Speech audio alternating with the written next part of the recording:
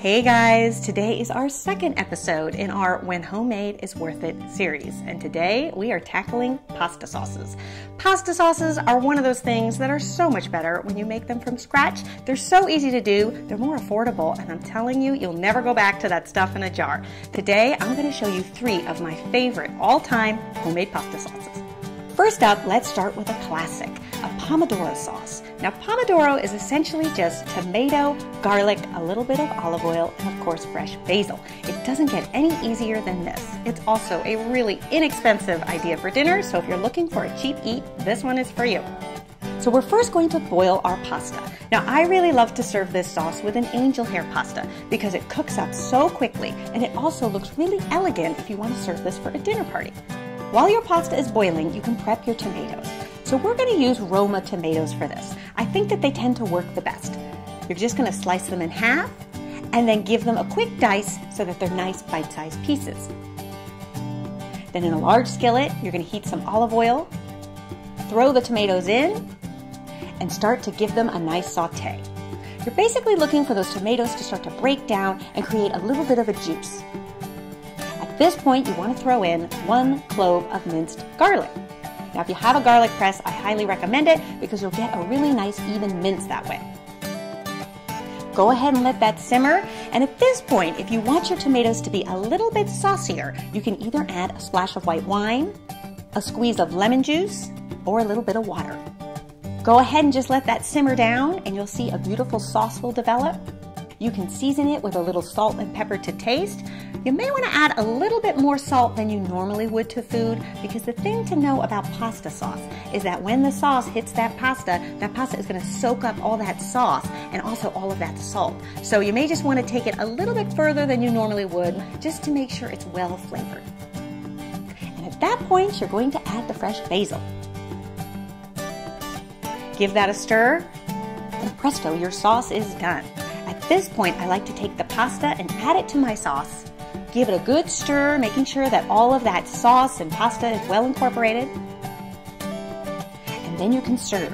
I love to serve pasta with some kitchen tongs because I find that it's a really easy way to grip the pasta, twist, and turn it into a nice pretty nest.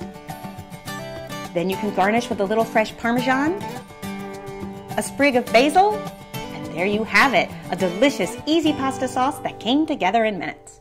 Now, we're going to go from something light to something heavy and decadent. Sometimes you are just in the mood for something really naughty, and this is it. Pasta Alfredo. It doesn't get much better than this. Now, Alfredo sauce is really best paired with fettuccine. I think it's a classic combination that you can't go wrong.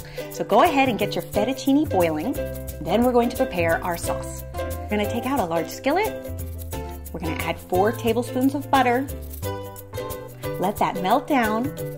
And then you're going to add a cup and a half of heavy cream. I know, this is why it's naughty, but this is also why it's really good. And I have tried it with milk and half, and it's just not the same. So you got to kind of use the full fat heavy cream. Once your sauce is nice and simmering and bubbling, you can add a clove of garlic.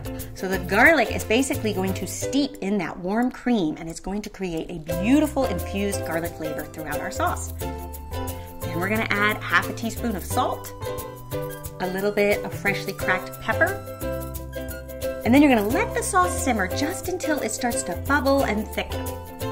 Once it reaches that stage, you can go ahead and add a cup of freshly grated Parmesan cheese. Then, because this sauce is so rich and decadent, I do like to add some vegetables in there. So I really like to add 1/3 of a cup of frozen peas. They'll cook up in a minute. All you have to do is add them to the sauce and give them a quick stir. Then when your fettuccine is done, you can add it to your pasta sauce. Give it a good stir, making sure that all of that sauce and the peas are incorporating with the fettuccine. Go ahead and take those kitchen tongs and serve it into your shallow bowl. Give it a twist. And then you're going to garnish with a little bit more freshly cracked pepper and some roughly chopped parsley. And there you have it, pasta sauce number 2 down. Fettuccine Alfredo, a classic that I know you guys are going to love. Now, moving on to one of my favorite sauces, pesto sauce. Pesto is a great sauce to know and have on hand, especially as we're headed into the summer months and basil is in season. The other reason why I like pesto sauce is that it's equally good served hot or cold. It makes for a perfect salad to bring to a picnic or a great weeknight meal as well. Now when it comes to pesto sauce, I really love to serve it with that little corkscrew pasta because I find that it really does get into all the nooks and crannies of the pasta and holds the sauce really well. So to get started, in a food processor, we're going to add 2 cups of basil, a clove of garlic, 3 tablespoons of pine nuts, half a teaspoon of salt, and a 1/4 teaspoon of freshly cracked pepper. Go ahead and give that a whirl, and then you want to scrape down the bowl periodically just to make sure that all of that basil is becoming finely minced and incorporating with the pine nuts. Then with the machine running, you're going to slowly add a 1/4 cup of olive oil, and you'll see a beautiful sauce will develop. Then you're going to stop your machine, transfer your pesto sauce into a bowl, and then add your grated Parmesan cheese. Now when heating pesto sauce, you want to be careful because you don't want to burn the cheese. And sometimes what will happen is the sauce will actually separate on you. So the better thing to do, I think, is to take the cold pesto sauce and mix it with the warm pasta. And chances are the heat from the pasta will actually heat the sauce and you'll be good to go. Go ahead and serve your pasta in a bowl, top with a little more grated Parmesan cheese, garnish with a little sprig of basil, and there you have it. Pasta pesto sauce is ready to go. I love this recipe because it has all the flavors of summer. It's a great filling dish that makes for a perfect dinner party entree, or again, a cold lunch the next day. So there you have it, my 3 favorite pasta sauces. I hope you guys give these ones a try. Let me know what you think. They are all classics that you cannot go wrong with. And I tell you, once you make your own homemade pasta sauce, you're never gonna go back to that stuff in a jar. If you'd like the full printed recipe to these dishes, you can head over to my website, entertainingwithbeth.com, or you can find the full recipe in the video description here below. All right, you guys, I'll see you next time. Bye. Make it ooze with the unthinkable. Don't stop till you come first.